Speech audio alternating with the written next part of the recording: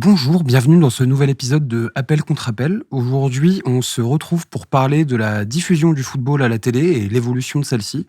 Et on a un invité très particulier et très bien placé pour parler de ce sujet. On est avec Hervé Matou aujourd'hui. Hervé, bonjour. Bonjour. Bonjour Hervé. Bonjour. Alors, on va commencer par les questions de base un peu pour poser le cadre. Déjà, qui es-tu et que fais-tu dans le monde du football ? Bonne question. Une question très difficile pour commencer. Comme tu l'as dit, je m'appelle Hervé Matou, t'es bien informé. Merci. Bravo. Et en fait, je travaille dans le foot depuis 1990. Je pense que vous n'étiez pas nés ni l'un ni l'autre. Activement. Je présente des émissions de foot, pour le faire simple. J'ai fait 8 ans à TF1 et je suis depuis 23 ans à Canal+. Là, on était né par contre. Ouais. Je suis arrivé en 98 à Canal. Ah, on n'était pas nés. Là, vous n'étiez pas nés. Et j'ai présenté à peu près toutes les émissions, Jour de foot, l'équipe du dimanche, Canal Football Club, Canal Champions Club. C'est ce que je fais en ce moment, puis divers autres programmes. Et pour continuer sur cette idée-là, donc ça fait très longtemps que tu travailles dans le football, mais qu'est-ce que c'est ton premier souvenir de football, la première chose qui te vient si on parle de ce sport ? Fatalement, c'est le foot avec les copains en bas de l'immeuble chez moi. Et tout ça est un peu lié. Je fais partie de la génération Saint-Étienne 76, quoi. Voilà, comme Normal. tout le monde. J'avais 10 ans. Et donc, vous ne vous rendez pas compte, mais c'est l'arrivée dans l'espace public du foot qui a complètement, non seulement, enfin, qui a disparu, mais qui n'existait pas en télé. Parce que, en fait, le foot français... il y a eu Reims des années 50, là, il n'y a pas encore de télévision dans les foyers. Et on attend, ils attendent, parce que là pour le coup j'étais pas né, 20 ans avant qu'un club brille, s'expose au moment où la télévision existe. Donc il y a une espèce de vague verte, mais absolument générale, qu'on habite Mulhouse, Quimper, Lille, la région parisienne, comme c'était mon cas, ou même Lyon, tout le monde devient supporter des Verts. Et donc, fatalement, tu regardes les matchs des Verts, tu regardes les matchs quand il y en a, c'est-à-dire assez peu, mais tout le monde se mobilise. Tu joues au foot, tu dis à tes parents que tu veux jouer au foot aussi en club. Et tout ça commence à peu près dans la même période. Normal. Quoi. Ouais. T'as fait du foot en club, toi, un peu ? Oui, comme à peu près tout le monde. Je suis rentré en poussin. Et puis j'ai continué malgré tout en senior. J'ai arrêté ma 2e ou 3e année de senior parce que j'étais descendu en province, donc à Clermont, parce que à 12 ans, j'ai déménagé à Clermont. Et j'étais remonté à Paris pour mes études. Et j'ai fait les allers-retours pour jouer avec mon club le week-end. Et puis, au bout d'un moment, tu t'entraînes plus. Il y en a un qui est meilleur que toi qui prend ta place. Ouais, c'est compliqué. Au début, tu rentres chez tes parents toutes les semaines. Après, c'est toutes les 15 jours. Après, c'est toutes les 3 semaines. Et puis voilà, t'arrêtes le foot. Et après, tu commences à travailler sur le foot, sur le sport en tout cas. Donc, tu travailles le week-end. Et donc, c'est la fin de la compétition. Oui, c'est sûr, tu peux plus jouer si tu commentes les matchs le week-end. Voilà, donc la France a été privée de ma carrière. Ouais. C'est des choses qui arrivent. On peut pas avoir Zidane et Hervé Matou. Non, même temps. Dans une génération, ça fait un peu trop. Non, c'est sûr. Du coup, on va te demander quelque chose. On t'a demandé préalablement de venir avec un maillot pour nous le présenter. Ah déjà, vous voulez que je vous montre mon maillot ? Ah S'il te plaît, oui. Comme ça, on pose le ton, ça nous rajoute un élément de décor. Vous n'allez pas être surpris. J'aurais pu amener, pour raconter un peu ce que je viens de raconter, le maillot Manu France de Saint-Étienne. Je l'ai, mais dans un placard et je ne l'ai pas trouvé. Mais j'ai fait un choix de vieux. C'est le maillot que portait l'équipe de France en 84 lorsque la bande de Platini gagne l'Euro en France. Là aussi, il faut se rendre compte que c'est le premier titre du football français. Et même du sport français. Je crois qu'il y a eu un titre en basket. Quand même, oui. Ouais. Ah, j'ai rien dit. Voilà, donc en fait 84, déjà parce que j'ai fait le choix de l'enfance, l'adolescence, parce que je pense que l'émotion n'est jamais plus forte que quand on est jeune, en fait. C'est sûr. Moi, des fois, je vois des épopées de clubs, Bodo Glimt, par exemple, tu vois, il y a depuis 2-3 ans. J'imagine les gamins là qui ont 7-8 ans. Peut-être que dans 10 ans ou 12 ans, on parlera plus de Bodo Glimt, j'en sais rien, mais il y a sur des clubs moyens comme ça, il y a des cycles. Et je me dis, les gamins qui ont eu la chance de vivre ça enfant, c'est exceptionnel. Et c'est toujours plus exceptionnel quand on est un enfant ou un ado que quand on est adulte. Et donc moi, 84, on avait en plus jamais gagné, donc on était assez sceptique sur la possibilité de l'équipe de France de gagner quelque chose. Il y avait le traumatisme de la Coupe du Monde 82. Et ils débarquent avec ce maillot qu'on trouve en plus assez joli et ils font un parcours de fou et ils gagnent. Et donc j'étais allé voir un match avec mon père à Lyon, à Gerland, Danemark-Yougoslavie. Il y a un des deux pays qui n'existe plus, si on veut dire si ça date. C'est un match qui sent les années 80. Hein. Voilà, c'est ça. Et grand souvenir pour moi, parce que je n'avais pas l'occasion de voir du foot de haut niveau régulièrement, même assez rarement en fait. Hein. Donc le Danemark avait explosé la Yougoslavie. Et tout le monde avait été surpris, et le Danemark était allé en finale finalement. Donc voilà, grand souvenir que cette équipe. Et puis c'est la génération Platini, fatalement. J'ai vibré bien sûr avec Zidane, mais je suis de la génération Platini. Pourquoi ? Parce que j'étais enfant avec Platini. Oui, mais c'est ce que tu disais. Voilà. C'est jamais aussi fort que quand on est enfant, et du coup forcément. Zidane, je travaillais, donc c'est pas pareil. C'est un rapport très différent à la chose. Ouais. Maintenant qu'on a parlé de tes premiers souvenirs de foot, on voulait te demander aujourd'hui. Comment est-ce que tu décrirais ton lien avec le football au-delà de l'aspect évident professionnel ? Est-ce que tu regardes ? Est-ce que toi aussi tu consommes du football ? Je pense que c'est difficile d'analyser mon lien. Il est quand même...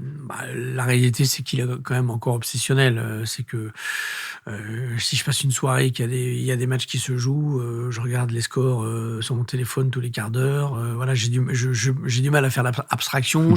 Quand il y a un week-end de matchs internationaux où il y a donc moins de matchs à regarder quand même, je suis frustré.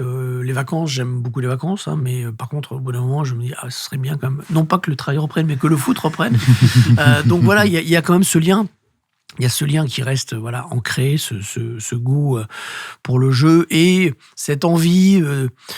C'est la force, je trouve, du sport et du sport et du foot. C'est de chaque année, tu remets les compteurs à zéro. Tu te dis, même si on pouvait se lasser, finalement, il y a quelque chose qui va encore te chercher pour que tu aies encore envie de regarder et de te suivre. Qu'est-ce qui va se passer ?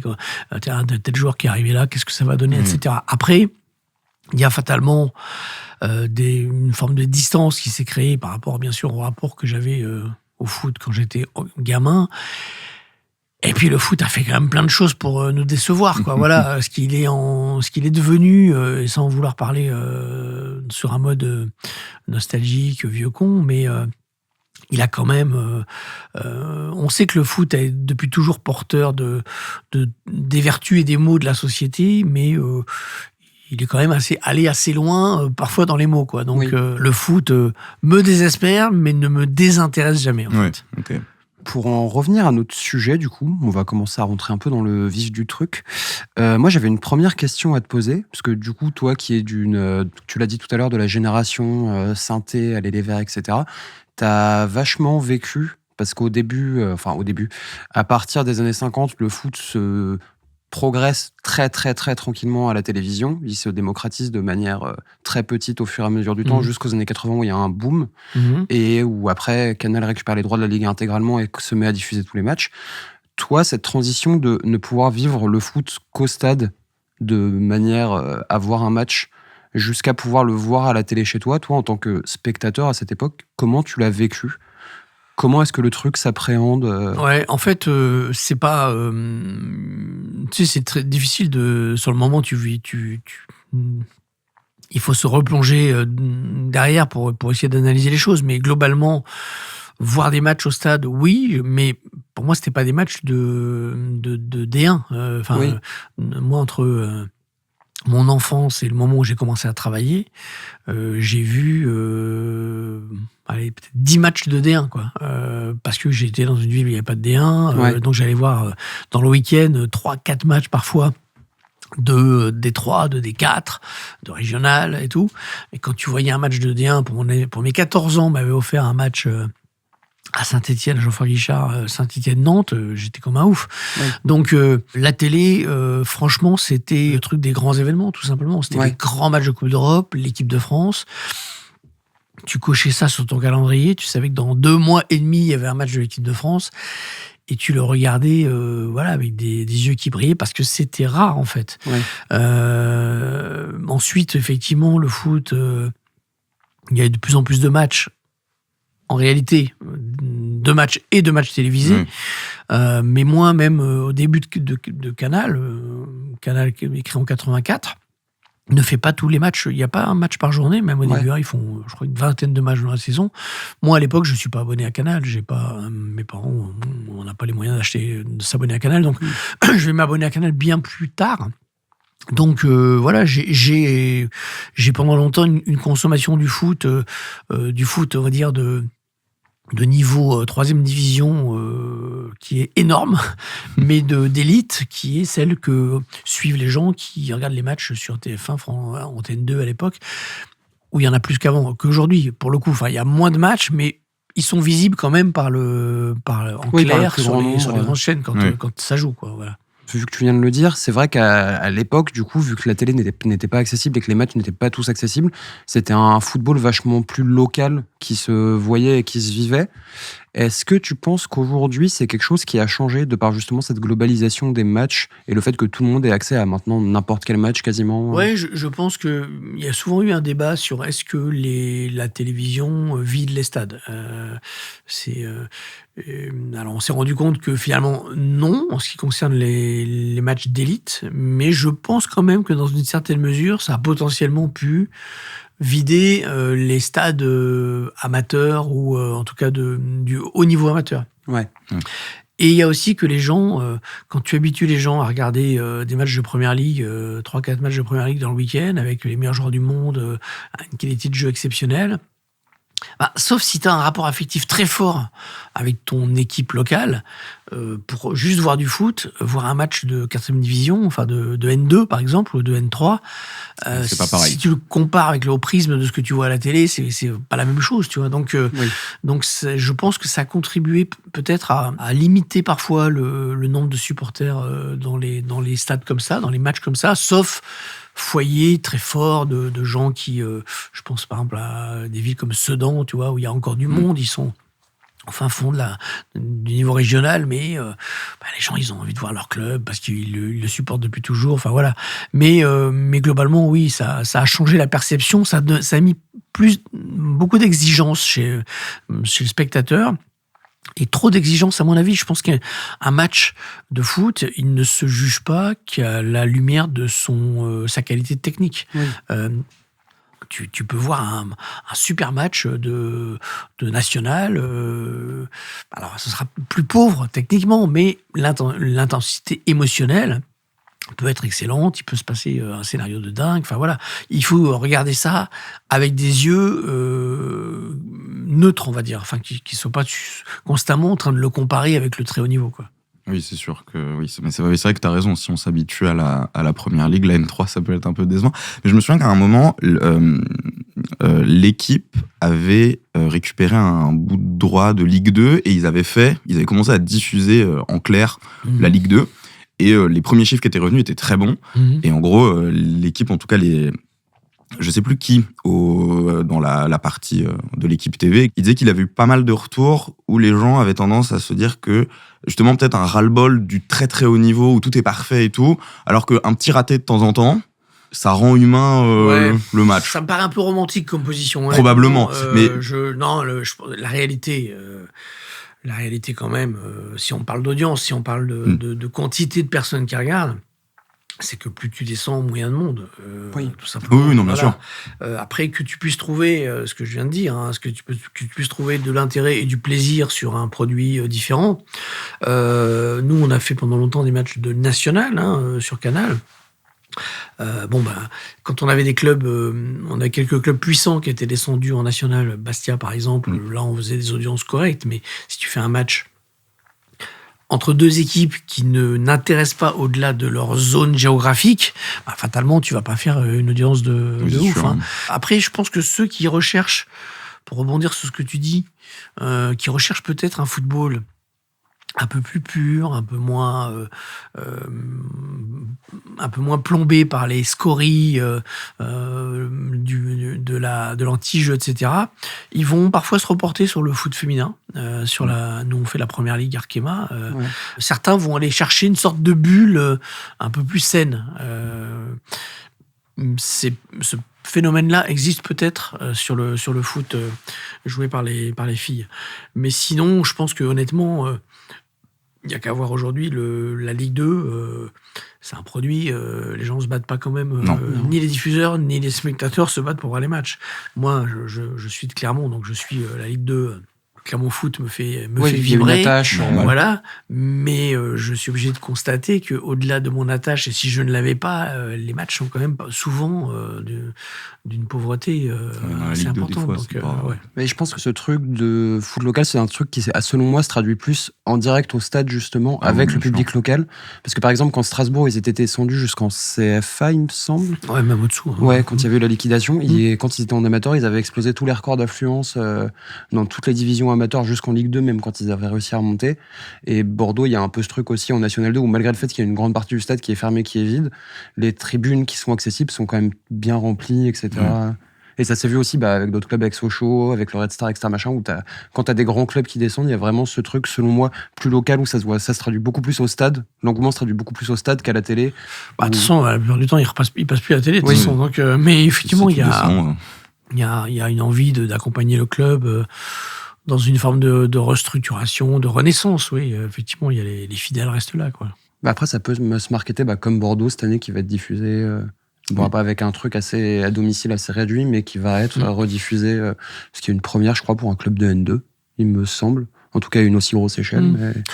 Oui, parce que Bordeaux a un potentiel de téléspectateurs intéressés et que, comme les droits sont sur le marché, et pas très élevés.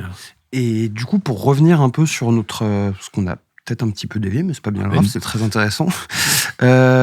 Toi, parce que du coup, on a vu, on va peut-être pas tout détailler maintenant, ça prendrait du temps, mais toi qui as vu, notamment depuis que tu travailles, les évolutions techniques et les prouesses techniques qui ont été faites pour diffuser les matchs et rendre la diffusion de plus en plus attractive pour le spectateur, toi, en tant que spectateur, est-ce que toi, c'est quelque chose qui te séduit et pourrait te dissuader d'aller au stade, ou aurait pu te dissuader d'aller au stade par le passé pour privilégier je pense que oui, il y a quand même aujourd'hui les qualités de retransmission dans tous les sports, d'ailleurs. Il y a notamment des sports qui sont même presque plus lisibles parfois à la télé qu'au stade.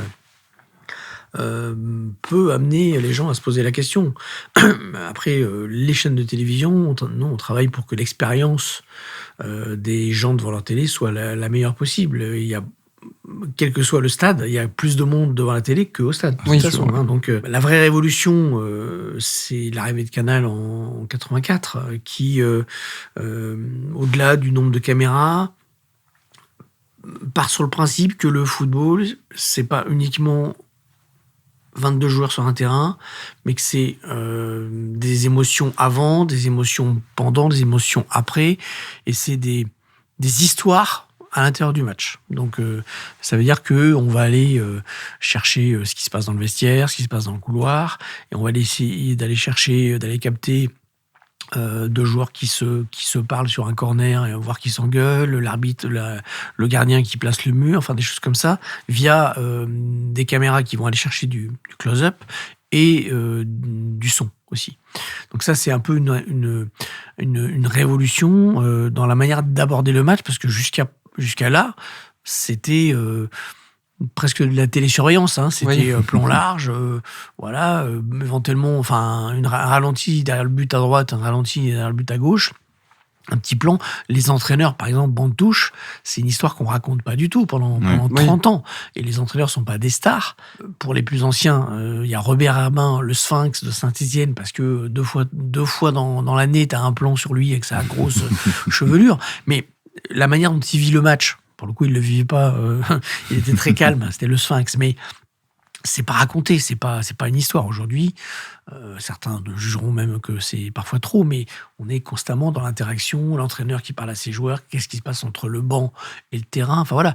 Donc l'évolution d'une manière générale, sur les 30 dernières années, c'est d'aller chercher au plus près des acteurs autre chose que ce qu'ils sont en train de délivrer, c'est-à-dire juste jouer un match de foot. C'est les interactions, c'est les discussions. Et après, on a des éléments graphiques, la technique, tout ce qui est tactique, le graphisme qui montre que l'équipe est passée à 30% sur la droite, à 25% à gauche, etc. Donc voilà, l'évolution, elle est tellement gigantesque avec une accélération sur les 20 dernières années qu'on pourrait en parler des heures.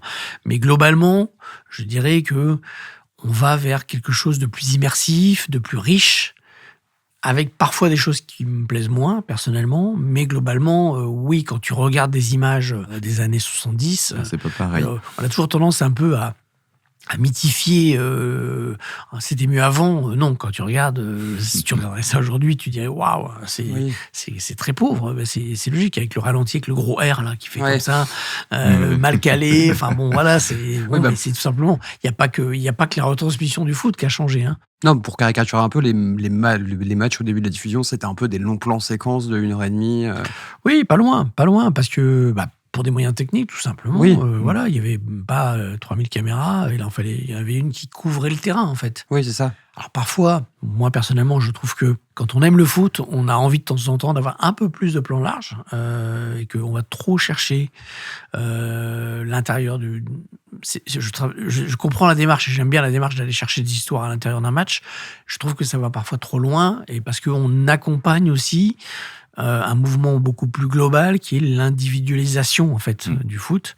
Et c'est-à-dire que parfois, on va, même presque toujours, aujourd'hui, on va être plus intéressé, plus focalisé sur le gris-gris du joueur qui file au but, sa conduite de balle en plan serré pour voir ses muscles saillants et ses éventuels passements de jambes, que voir les solutions qui s'ouvrent à lui, les solutions de passe, etc.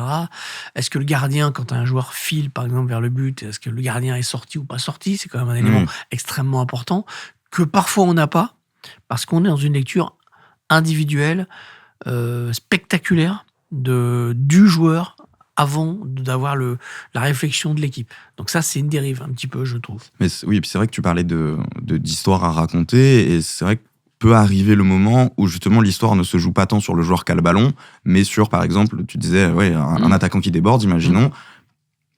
Certes, c'est intéressant de voir son passement de jambes et de voir le centre sur un plan serré, mais en vrai, l'histoire, elle ne va pas se jouer sur le centre, elle va se jouer dans la surface, et c'est vrai que ça pourrait être intéressant d'avoir...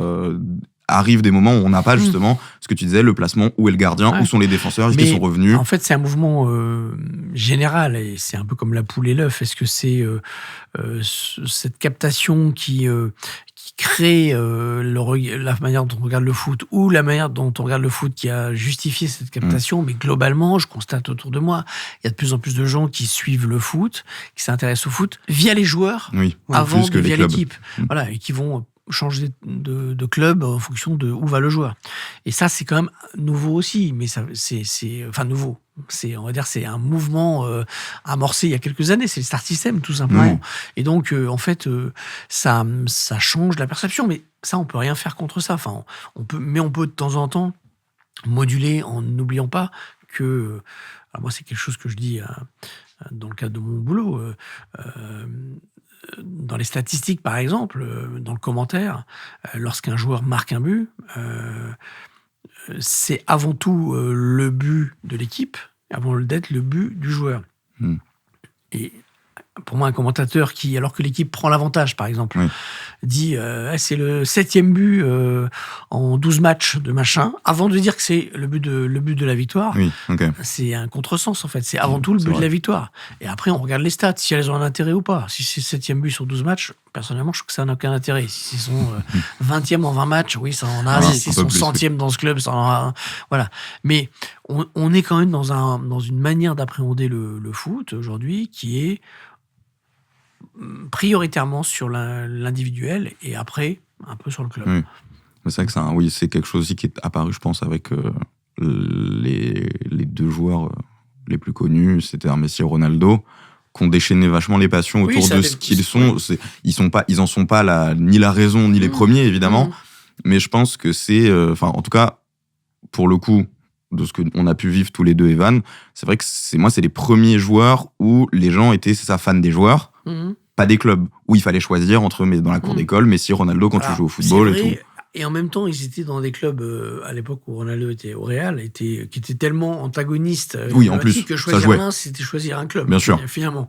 Mais c'est quelque chose qui a continué quand même, et que c'est un antagonisme. C'est sûr que quand ils se sont retrouvés, ça tombait bien, dans le même championnat, dans les deux clubs antagonistes, c'était encore plus exacerbé. La chance qu'on a eue quand même sur ce duel, parce que c'est un duel qui a marqué les générations, qui existe encore en théorie, même s'ils sont expatriés l'un et l'autre, c'est qu'on avait quand même affaire à deux joueurs qui n'étaient pas juste au coude à coude sur le niveau, mais qui incarnaient deux choses totalement différentes. Et ça, c'était quand même... C'est en ça que c'était intéressant. Tu avais un joueur, d'ailleurs, qui pour moi, est le prototype de ce dont je parle, du joueur à suivre en close-up, en fait. Ronaldo, les gris-gris, ses touches de balle, ses dribbles, de manière générale, etc.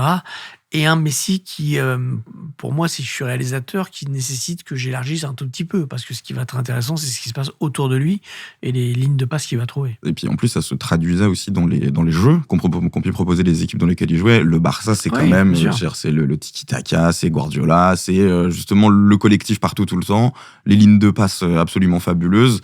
Et là, justement, une réalisation qui demande d'un peu dézoomer, parce que sinon... Ouais, mais alors, le problème, c'est que en réalisation, je pense que les réalisateurs, pour en parler un peu avec eux aussi, ont rarement l'occasion, la possibilité d'adapter leur réalisation au club qu'ils font. Oui, bien sûr. Ils devraient quelque part.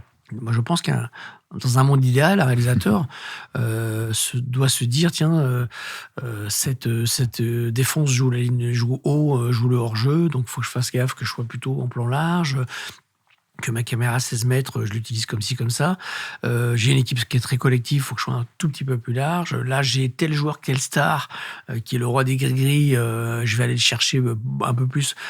Mais aujourd'hui, souvent, dans les grosses compétitions, il y a une sorte de cahier des charges. Oui, bien sûr. Et une espèce de menu, de manière de réaliser que tout le monde doit respecter. C'est un peu comme de la cuisine un peu internationale, tu vois. Pas, tu dis pas, tiens, je vais mettre... Non, tu as les ingrédients, 250, 150, je touille 10 fois. C'est un peu ça, quoi. Donc, on perd un peu ce côté assez personnel de la réalisation.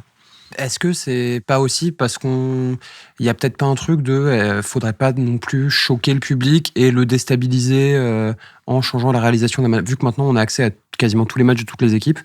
Est-ce que il y a pas aussi quelque chose derrière qui est de se dire si le spectateur regarde par exemple là un match du Barça avec du coup beaucoup de plans larges pour voir l'aspect tactique, le piège du hors-jeu, etc. machin et tout, si après on le met sur un autre club, je sais pas, par exemple... Non, mais de toute façon, d'une manière générale, je reprends ma métaphore culinaire. Oui.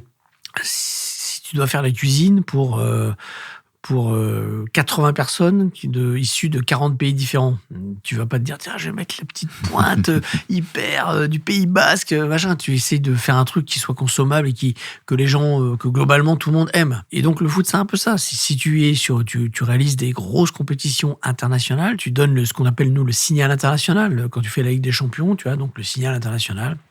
Quand tu es host broadcaster, c'est-à-dire que le match se joue sur ton territoire et tu es le détenteur des droits, tu fais un produit, tu livres un produit qui doit plaire partout dans le monde à tous ceux qui vont diffuser. Donc le Canal, par exemple, avait une manière de réaliser qui était extrêmement singulière dans les années 90, et qui a fait que les réalisateurs français ont été repérés, etc.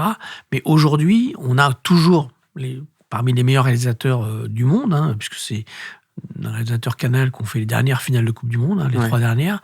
Mais globalement, eux doivent fournir un produit, quand ils font ce type de match, international. Voilà, quelque chose de moins personnel. Parce que, comme tu le dis, déjà, il y a ce qui va plaire d'un côté, les gens vont pas être habitués à consommer des choses différentes, donc on les habitue à un truc un petit peu de haut niveau, mais voilà. Oui, tout carré. Un peu carré. Pas grand-chose qui sort. Et puis, il y a aussi que l'intérêt va être différent pour un pays. Un pays va suivre ce match à travers plutôt tel joueur, un autre à travers tel joueur. Donc voilà, tu fournis un signal qui soit de haut niveau et qui ne gêne personne, on va dire. Pour revenir justement sur le fait que, par exemple, ces 3 réalisateurs Canal et du coup français, j'imagine, qui ont été pris pour faire les 3 dernières finales de Coupe du Monde. On en parlait tout à l'heure avant l'interview de Jacques Lozisevski, je crois. J'avais lu un article de lui qui justement analysait le nombre de plans employés par les réalisateurs en fonction de leur nationalité au fur et à mesure du temps. Et dans les chiffres qu'il avait utilisés, il sortait que les réalisateurs français utilisaient beaucoup plus de plans à la réalisation que les réalisateurs d'autres nationalités. Est-ce que, du coup, vu que c'est quelque chose qui a l'air unanimement plébiscité, tu penses que pour toi, c'est un peu facile de le dire, mais un peu un symbole de qualité, de bonne réalisation, ou du moins une réalisation qui plaît au plus grand nombre? Je pense que Canal, comme je disais, a à un moment donné révolutionné la manière de capter le foot. Mais pas seulement en France. En France, mais par capillarité, ça s'est développé ailleurs. Aujourd'hui, les Anglais ont de très bons réalisateurs. Enfin voilà, mais les Allemands, tout le monde fait de la bonne réal. Mais ceux qui ont amorcé une réflexion presque cinématographique, ce sont les premiers réalisateurs, Jean-Paul Jotte, par exemple, à Canal dans les années 80, avec après parfois des excès d'ailleurs. Et au bout d'un moment, ils se retrouvaient plus dans ce qu'on leur demandait de faire. Ouais. Maintenant, je pense que si on fait l'étude que tu évoques, je pense pas qu'on va trouver qu'il y a beaucoup plus de plans sur les antennes françaises qu'à l'étranger. C'était pas un nombre délirant, mais je crois qu'en moyenne, ils utilisaient, il me semble, si je dis pas de bêtises, c'était une centaine de plans en plus par match que par exemple un réalisateur espagnol ou c'est beaucoup, oui. Mais je suis pas sûr qu'aujourd'hui ce soit le cas. Non, je pense que ça. Après, ce qui est vrai, c'est que il y a des pays, là aussi, encore une fois, avant qu'on en arrive à quelque chose d'assez international. Parce que parfois ce sont aussi des Anglais qui viennent réaliser des matchs en Allemagne, en Espagne, enfin voilà. Mais globalement, l'Italie, par exemple, avait une lecture du foot très tactique. On sait que les Italiens sont passionnés de tactique. Pendant longtemps, la Serie A a été captée avec des caméras plus éloignées, parce qu'eux, ils avaient besoin de voir les mouvements de masse, on va dire. Les Anglais étaient plus sur le duel. Donc, ils mettaient les caméras plus proches, autant du fighting spirit, dégagement du gardien, ils faisaient en sorte d'être enserrés sur la réception du ballon et du premier duel tête-tête sur le ballon. Donc voilà, donc chacun allait chercher ce que culturellement son public attendait. Ouais. Et ce qui correspondait aux caractéristiques du jeu pratiqué dans ce pays. Maintenant, il y a quand même globalement une mondialisation et du foot et des joueurs. On voit pas de différence. Ça arrive encore très ponctuellement. Tu vois parfois un match anglais qui va ressembler à un combat de rue un peu à l'ancienne, mais globalement, tout le monde joue à peu près pareil dans le monde. C'est un peu triste, mais c'est comme ça. Et donc, on capte à peu près pareil tous les types de matchs, quoi.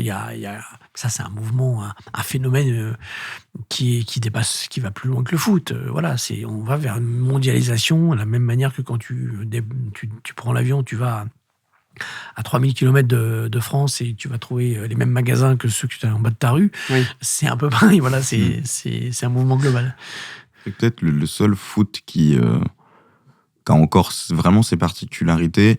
C'est peut-être le foot sud-américain, je trouve, qui, certes, fait partie de la mondialisation, mais qui est une mondialisation qui va plutôt dans un sens chez eux, au sens où eux ne reçoivent pas forcément beaucoup de joueurs étrangers. Ça arrive, mais pas forcément beaucoup. Par contre, ils en envoient beaucoup à l'extérieur. Et bon, c'est pas un foot qui est beaucoup diffusé forcément en France, ça existe. Mais je pense par exemple à la finale de la Copa Libertadores. C'est vrai qu'à regarder, c'était particulier parce que, pas forcément dans la façon de le montrer, etc. Mais c'est vrai que dans la façon de jouer, on sent quand même qu'ils sont... En fait, moi, ça m'a paru un peu paradoxal. C'est vrai que je suis pas un expert de foot. Là, en l'occurrence, on peut même dire de foot brésilien, vu que les deux clubs étaient brésiliens. Et où, en fait, la personne qui commentait expliquait que c'est un foot qui est assez violent par rapport à ce que nous, on peut voir en Ligue 1 ou ailleurs. Même par rapport à l'Angleterre, qui est connue pour... Les arbitres anglais sont connus pour pas beaucoup siffler, ou en tout cas siffler quand vraiment il faut siffler. Et là, pareil, c'est vrai qu'il y avait une violence et tout, et du coup une particularité dans le jeu que j'ai trouvé intéressant à regarder. Ouais, alors, c'est un peu vrai et un peu faux. Je trouve, ce que tu dis, c'est que c'est vrai que le foot sud-américain, brésilien, et je pense que c'est encore plus vrai si tu vas regarder certainement les matchs du Pérou, Colombie, enfin des pays qu'on voit moins encore. Oui, il y a un peu plus de violence peut-être, il y a beaucoup moins de rythme, c'est sûr. Mais globalement, moi je me souviens la première fois que j'ai vu jouer l'équipe du Brésil, j'ai été émerveillé. C'est-à-dire que je parle de la sélection brésilienne. Ouais. C'était quelle période ? Alors moi, c'était assez tardivement. Enfin, en fait, il y a la Coupe du Monde 78 où le Brésil veut jouer un football un peu européen et franchement, ils sont nuls. Mais après, en 1981, le Brésil vient jouer contre l'équipe de France au Parc des Princes. C'est le premier France-Brésil que je vois de mes yeux devant la télé. Et la France gagne ce soir-là 1-0, mais la manière dont les Brésiliens, tous, autant qu'ils sont sur le terrain, touchent la balle, c'est hallucinant. Il y a un rapport au ballon qui n'a rien à voir avec ce qu'on voit depuis toujours. Et ça, cette magie-là, elle a définitivement disparu. Clairement. Parce qu'aujourd'hui, 90% des joueurs de la sélection jouent en Europe, dont une bonne partie, ils sont arrivés en Europe à 14 ans, ou à 15 ans, ou à 16 ans. Donc, en fait, la mondialisation dont je parlais, elle est allée jusque-là, c'est-à-dire qu'elle a le foot de rue d'une manière générale, même si on regarde au Brésil, les très bons joueurs au Brésil qui clairement apprenaient à jouer dans la rue. Il y avait donc ce rapport à la pelota vraiment particulier. Aujourd'hui, ils vont être pris à Flamengo, à Botafogo, à Fluminense, dans un grand club, ou avec des entraîneurs normaux, formés, et ils vont peut-être garder une toute petite spécificité, mais à peine, en fait. Donc, en fait, quand je dis que le football se joue un peu pareil partout, pour trouver des foot vraiment originaux, franchement, faut se lever de bonne heure. Alors, oui, t'as raison, il y a des... C'est pour ça que je dis que je suis un peu d'accord avec toi. Quand tu vas chercher des championnats locaux ou la Libertadores, tu vas trouver qu'il y a des différences, parce que là, tu as des joueurs qui sont encore là-bas, même si tu as un phénomène quand même de joueurs qui retournent là-bas, voire même de joueurs qui signent là-bas. Il y a quand même quelques joueurs qui sont allés signer au Brésil ou en Argentine. Donc voilà, mais globalement, par rapport à ce qu'on voyait il y a une vingtaine d'années, le foot est très proche de ce qu'on connaît en Europe, quoi. Oui, clairement. Mais en plus, pour rebondir sur ce que tu disais sur l'équipe du Brésil, c'est un sujet qui est très récurrent chez eux, justement, ce côté européen de leur football. Et c'est quelque chose qui revient, notamment vu des contre-performances que la Seleção peut faire sur les dernières Coupes du Monde. 2014, évidemment, mais aussi 2018 et 2022, où ça s'arrête en quart à chaque fois, le jeu n'est pas forcément exceptionnel. C'est un sujet qui revient souvent autour de la sélection, de comment faire pour trouver ce juste milieu entre, certes, on a beaucoup de joueurs qui jouent en Europe, mais on a quand même un jeu, nous, qui se veut particulier. Donc ça, c'est un sujet qui est très, très récurrent chez eux. Et qui n'a pas fini, puisqu'ils ont un sélectionneur européen. Donc, donc ils ne sont pas partis pour jouer un football brésilien. Donc c'est très particulier comme solution à ce problème de prendre un entraîneur. Après, je comprends. Ça répondait aussi à un besoin d'avoir un sélectionneur à forte notoriété, à fort pouvoir. Voilà, il n'y a pas que l'aspect technique qui a joué. Mais en tout cas, oui, effectivement, je ne pense pas qu'on puisse s'attendre à un jeu extrêmement flamboyant, même si ils ont quand même quelques joueurs qui font partie quand même qui sont des manieurs de ballon. Mais il y a quelques années, je t'aurais dit comme on n'en a pas ailleurs, alors qu'aujourd'hui, Lamine Yamal, c'est du Brésil en fait. Tu vois, c'est son toucher de balle. Même Cherki quelque part. C'est vrai. Après, il y a un côté Ryan Cherki, il y a un côté brésilien chez Ryan Cherki, c'est pas faux. Vas-y, si tu veux. Oui, non, en fait, parce que c'est vrai que là, encore une fois, on s'est un peu éloigné du sujet. On a légèrement dévié. Mais une chose dont je voulais parler avec toi, notamment parce que tu en es un acteur très important, c'était, tu nous parlais tout à l'heure justement, de l'idée de créer une histoire avant, l'émotion qu'il peut y avoir avant, pendant et après. Et surtout, c'est le avant et après, avec le développement des émissions d'avant-soirée, d'avant-match, et les débriefs qui viennent après. Et selon toi, est-ce que c'est quelque chose qui a eu un impact sur justement la façon qu'avaient les gens de regarder? Est-ce que justement il n'y a pas eu un développement peut-être de la fibre un peu tactique, un peu statistique des spectateurs parce que justement on leur donnait des clés de compréhension avant, après, pendant aussi évidemment, mais je pense surtout à avant et après, et surtout après, avec justement le côté un peu posé, le match est passé, certes ça fait que 15 minutes qu'il est fini, mais le match est fini, donc on peut revenir sur une vision plus globale de ce qui s'est passé, etc. Je pense qu'en France pendant longtemps, il n'y avait pas de culture tactique, culture foot. Il y avait du retard, et que ce retard, me semble-t-il, a été comblé par une montée des émissions de diverses radios, télé, etc., qui ont amené des gens à s'intéresser autrement au foot, quoi. Et globalement, aujourd'hui, il y a de tout, mais il y a quand même des joueurs qui s'intéressent, qui ont une culture foot qui va au-delà de juste regarder un match comme ça. Donc, on a progressé, et les émissions post-match font partie de ça, en fait. Parce qu'il y a des gens qui ont, une fois que le match est fini, pour eux il n'est pas fini, quoi. Voilà, il faut décrypter, il faut donner des éléments. Après, et ça concernera peut-être plus les émissions d'avant-match, il faut tout sport a besoin d'être accompagné par du storytelling. Parce que si tu te contentes des gens qui s'intéressent naturellement à ce match-là, pour les deux équipes qui sont présentes, c'est insuffisant. En fait, tu vas pas pouvoir drainer assez de personnes, et surtout, c'est même dommage parce que tu vas te priver d'éléments qui vont donner de l'intérêt au match, notamment sur les matchs où les gens connaissent un peu moins les acteurs. Et il faut aller chercher les histoires à l'intérieur. Et encore une fois, c'est pas que faire ça pour aller chercher artificiellement le chaland.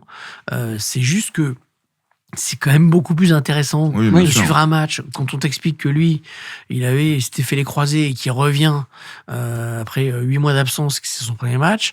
C'est plus intéressant de suivre un match où lui de cette équipe, il revient pour la première fois dans ce stade où il a joué pendant 5 ans. Enfin, je prends des histoires un peu évidentes comme ça. C'est important de mettre en lumière l'enjeu que peuvent avoir tous les matchs. Parce que c'est pas juste 11 pions qui se baladent un ballon.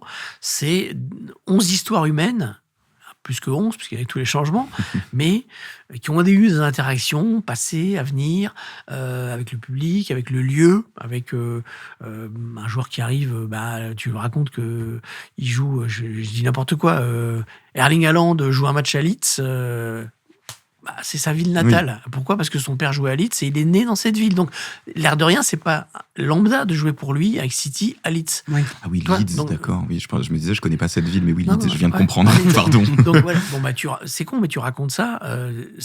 Oui, tout de suite, ça fait un intérêt. T'éclaires le match, mais voilà, ça fait partie des histoires que tu dois développer, raconter, guider pour donner de la compréhension. Et moi, je trouve que souvent, les passionnés de foot, soit parce qu'ils le savent, soit parce que eux, ils sont focus sur ça leur suffit en fait d'avoir juste le match. Ils disent on est emmerdé avec ça, etc. Moi, le test que je fais, c'est quand je suis amené moi à suivre un sport que je ne suis pas particulièrement, et honnêtement qui m'intéresse moyen, et comment la mise en scène va m'intéresser en me racontant des histoires sur voilà, et ça change tout en fait, ça change tout. Oui, mais c'est ça, c'est vraiment mettre en lumière des enjeux qui sont pas forcément évidents, sauf si on suit activement et de très près. Et c'est mettre de l'humain, parce que le sport de haut niveau, il est intéressant en tant que tel, en tant qu'affrontement entre deux entités, mais il reste avant tout drivé par des histoires humaines à l'intérieur. Et que si tu racontes pas ces histoires, si tu vas pas les dénicher, si tu vas pas les mettre en relief, si tu vas pas les partager avec les gens qui regardent, parce que la différence entre le gars qui regarde et toi qui commente, par exemple, c'est que toi, tu es payé pour ça. Donc, tu as consacré 10 heures au match, en amont. C'est sûr. Le gars qui va s'asseoir le soir à 21h, il a bossé, il a fait autre chose. Il n'a pas consacré 10 heures à la préparation de ce match. Donc, tu es là pour lui amener ce travail-là, tout simplement. Oui, qu'il puisse prendre le match clé en main et qu'il soit tout de suite dedans. Et que tu lui donnes la possibilité de profiter au max. Parce que passer à côté d'une histoire, c'est dommage. Après, elle t'intéresse pas, mais au moins tu la proposes. Et c'est pareil pour la réalisation aussi. On garde malgré tout, nous qui faisons de l'éditorial, je vois un Canal, on discute avec les réalisateurs en disant fais gaffe, par exemple, je sais pas moi, le stopper là, de l'équipe A et l'avançant de l'équipe B, ils se sont chauffés toute la semaine. Oui. Donc, ok, d'accord, donc tu il faut fais bien de me le suivre dire. les interactions Sur les qu'il peut y avoir sur corners, le terrain. Oui. la petite caméra divergée, je vais la mettre sur eux. Enfin, toi, des choses comme ça. Tu dois amener une discussion entre l'éditorial pour essayer d'accompagner les histoires. Oui, parce que vous, il y a ce dialogue-là avec les réalisateurs. Oui, alors quand ce sont nos propres réalisateurs, bien sûr, quand tu es au fin fond de l'Europe et que c'est un autre, t'espères que ça a été fait comme travail, mais tu n'as pas la main. Oui. Mais quand c'est le réalisateur de ta chaîne, tu vas avoir ces interactions. Okay. Ouais. Oui, du coup, tu peux amener vers un truc que lui n'a pas spécialement vu et qui peut avoir l'air intéressant selon toi. Après, ça peut venir de lui aussi parfois, mais bon, globalement, quand c'est de l'édito, ça vient plutôt du journaliste. Oui, ok, d'accord.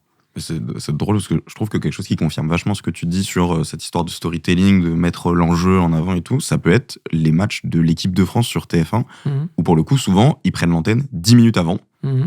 On n'a pas trop d'histoire et tout, mais parce que je pense que l'équipe de France, c'est quelque chose qui nécessite pas forcément une heure et demie de présentation en amont. Non. Tout le monde s'y tue, tout le monde connaît les joueurs, et donc on peut enchaîner. Non, mais non, elle a raison évidente, c'est juste qu'ils doivent faire rentrer de l'argent. Non, mais c'est normal. Oui. Ils ont payé, ils ont acheté le match, et il faut que le match, ils le remboursent, entre guillemets. Enfin, donc ils mettent de la pub jusqu'au dernier moment parce que comme plein de gens, j'imagine que tu vas pas pour un France-Azerbaïdjan allumer 1h30 avant. Non.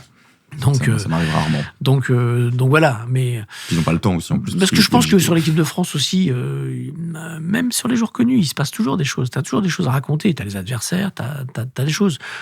Là, c'est plus pour des raisons économiques. Ils sont sur une chaîne gratuite qui a son modèle économique avec uniquement la publicité, donc ils ont d'autres contraintes, quoi. Oui, c'est sûr. C'est vrai que ça rentre aussi en jeu. Oui, mais du coup, ça amène des trucs très concrets. Pour la Coupe du Monde, je crois qu'il va y avoir des pubs pendant les pauses fraîcheurs, il me semble. Oui, ça a été annoncé, ça j'ai vu. Ouais, alors ça. J'ai vu passer. C'est un autre sujet. Ça, c'est la création, en fait, de nouveaux espaces pubs. Ouais, la création, l'air de rien, en loose day, de carton, en fait. Puisque pour les plus anciens, donc en 94, la Coupe du Monde s'est jouée aux États-Unis. Les organisateurs avaient demandé à ce qu'on change la règle du foot en faisant des cartons, pour des raisons publicitaires. La FIFA, à l'époque, avait dit non, en disant le foot, depuis toujours, c'est des mi-temps, ce ne sera pas des cartons. Et là, l'air de rien, ça arrive un peu, via la pause fraîcheur dont on nous a annoncé qu'elle serait faite, quel que soit le climat, y compris dans un stade fermé où il fera 20 degrés ou 18 degrés, en fait, clairement, c'est sans passer par les lois du jeu, etc., on crée le carton, en fait. 4 cartons. Avec 3 minutes d'interruption, 3 minutes. Aux États-Unis, c'est de 2,59 de pub. Ouais. Il suffit d'avoir regardé une ou deux fois le basket depuis une chaîne américaine pour se rendre compte que dès qu'il y a un temps mort, dès qu'il y a un temps mort, il y a de la pub. C'est assez impressionnant, ouais. Et d'ailleurs, pour rester un peu là-dessus, est-ce que tu penses que ça va continuer à s'empirer justement dans ce sens-là, ou c'est quelque chose qui à un moment va se stopper et le sport et le jeu en lui-même vont reprendre un peu le pas sur cette marketisation à outrance, ou est-ce que tu es assez pessimiste, toi, là-dessus ? J'en sais rien, c'est presque une question de société, mais je pense, hélas, qu'ils vont continuer à essayer de tirer sur la corde jusqu'à ce qu'elle lâche. Et par contre, un jour ou l'autre, elle lâchera. La civilisation romaine a fini par chuter, donc le foot finit par un jour. Non, mais je pense qu'il y a un moment donné, effectivement, où si tu respectes pas le sport, et que certainement, il y a un risque à un moment donné que ça bascule et que tu ailles trop loin et que tu tues le produit. Mais bon, avant cela, je pense qu'il va se passer du temps et on va s'approcher du précipice jusqu'à ce qu'on n'ait plus qu'un orteil qui nous tienne, quoi. Ouais.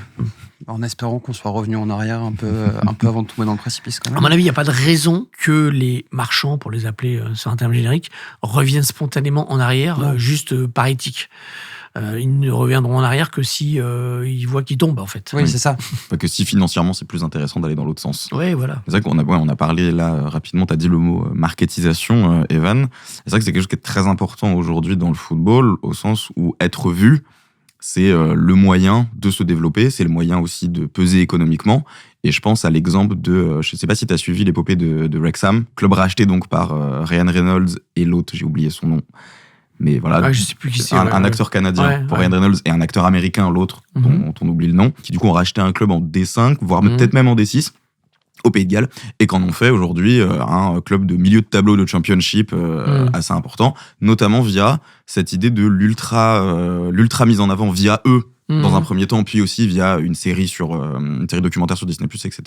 Et c'est vrai que c'est intéressant de voir à quel point ça a pu peser sur l'aspect financier, ou notamment dans le documentaire, quand on le regarde, très vite, on comprend que eux, leur objectif, c'est qu'un objectif qui est bon, parce que l'objectif, c'est de faire du club quelque chose de meilleur, c'est de médiatiser, absolument, d'être partout, tout le temps, pour marketer. Et notamment, à un moment, on les voit négocier avec quelqu'un pour commencer justement à diffuser leur match et gagner en médiatisation. Pour moi, il y a deux choses. Il y a pourquoi ils font ça au début. Je pense, je connais pas le dossier suffisamment, mais je pense qu'ils le font pour se faire un kiff.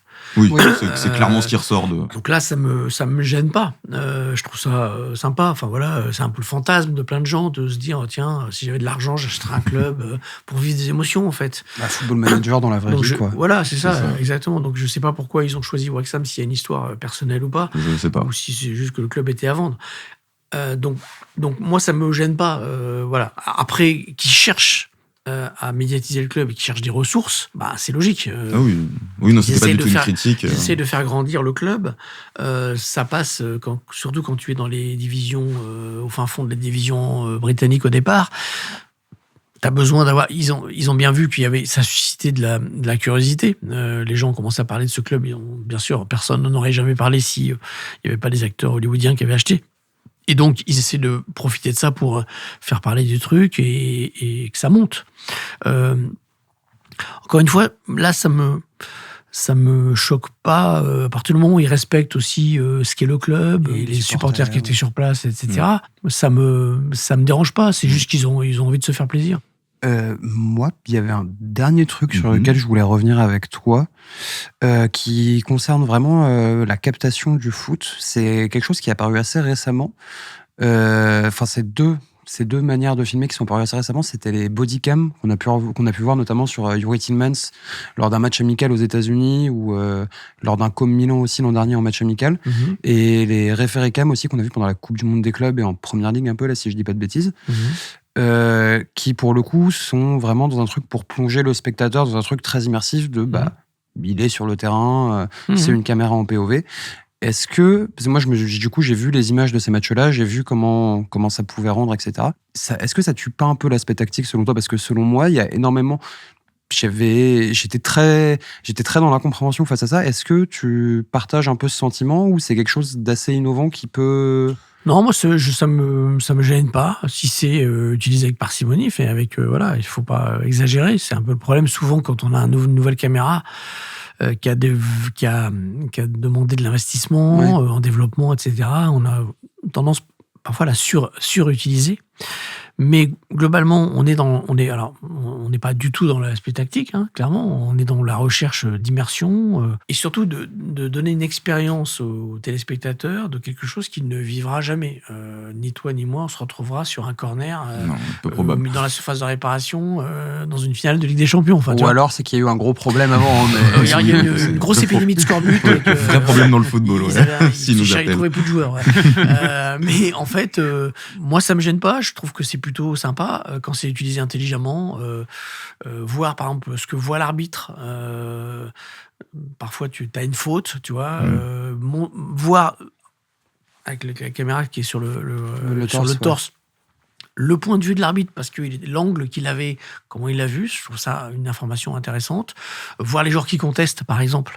Voir la pression que subit l'arbitre quand tu as 5 joueurs face à lui. Toi, vivre cette expérience humaine d'avoir 4 gars qui vocifèrent devant toi à 1 centimètre, la retranscrire à celui qui regarde le match, je trouve ça intéressant. Sur les joueurs, je suis plus sceptique. Pourquoi pas, mais ça me paraît quand même beaucoup plus compliqué encore, parce qu'il y a quand même des interactions, des chocs, etc. Donc sur un match officiel, je vois pas aujourd'hui, dans l'état actuel du matériel, comment on peut le faire, mais peut-être un jour, il y aura des caméras sur chacun des joueurs, pourquoi pas. C'est une question de dosage, en fait. Et c'est toujours une question d'intelligence. On a ça, qu'est-ce qu'on raconte ? Qu'est-ce que ça vient amener comme information intéressante ? Et si cette réflexion, elle est bien menée, je trouve qu'il ne faut pas pour des principes, il ne faut pas s'interdire ce genre d'innovation.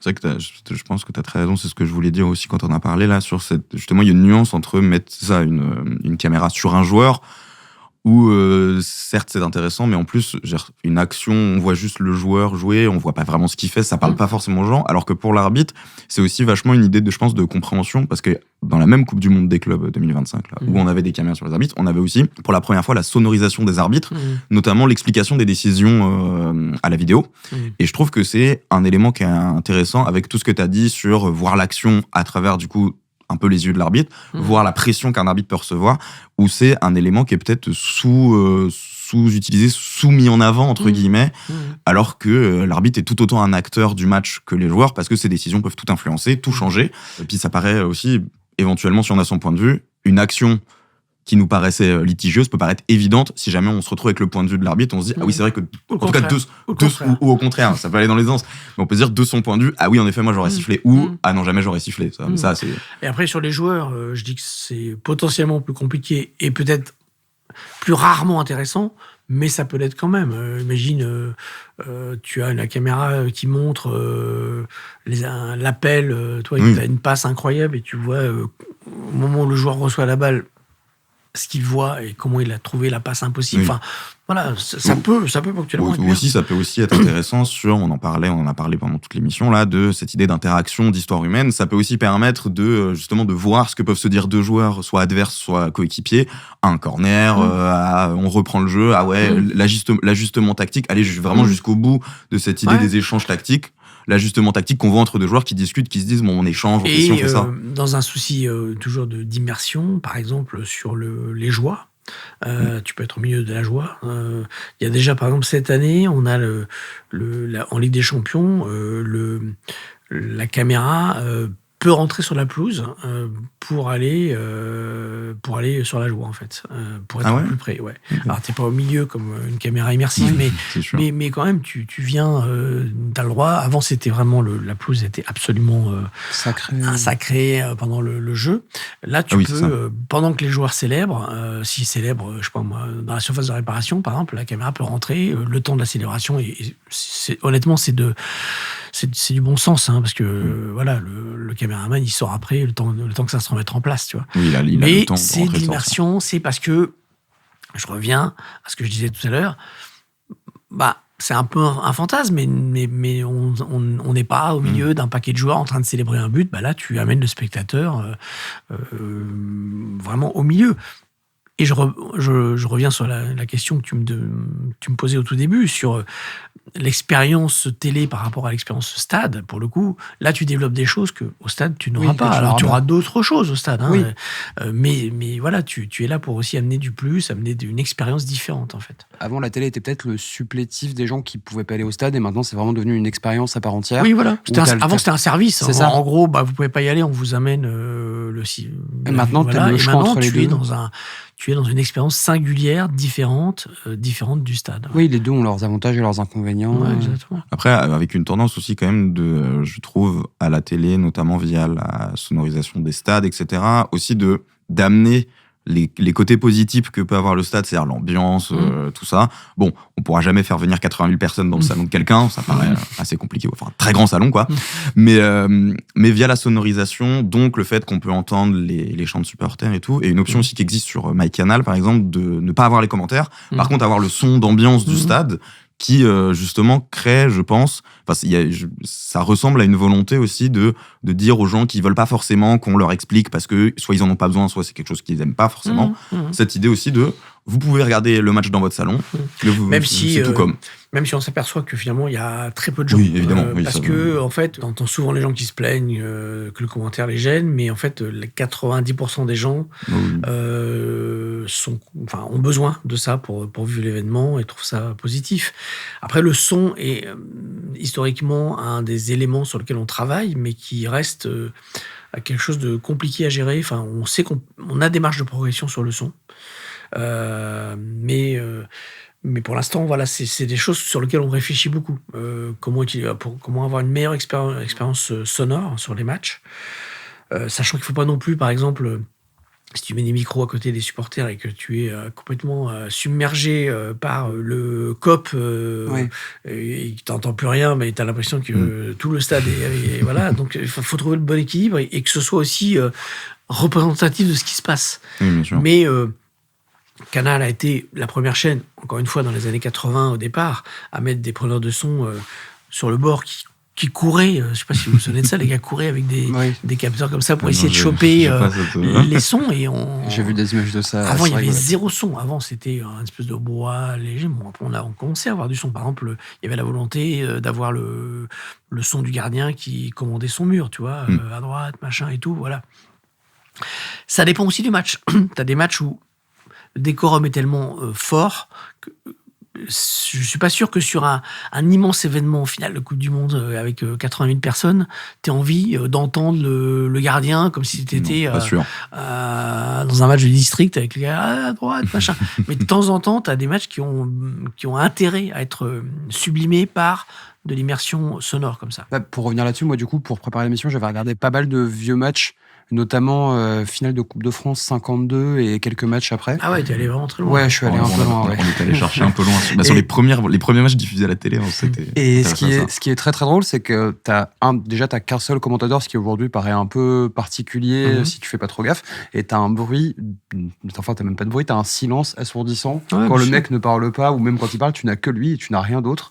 Et c'est vrai que c'est assez. Mais je pense qu'il n'y avait pas de prise de son globale, je crois pas. Enfin, de ce que j'avais trouvé, non, effectivement. Il n'y avait pas de prise. Après, la technologie a tellement changé aussi. Même les résumés de match, parce que là, c'était un direct. Parce que la première finale en direct, je crois que c'est.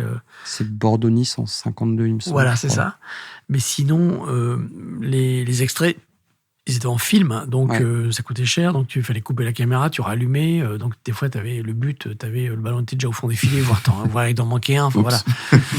Oui, c'est quand même, les conditions de tournage étaient différentes. Oui, même la logistique derrière était drôle parce que il y avait une Coupe du Monde au Mexique où ils avaient dû ramener les bandes par avion, il me semble. Non, ça c'est la Coupe du Monde de Chili. Ah, Chili, pardon.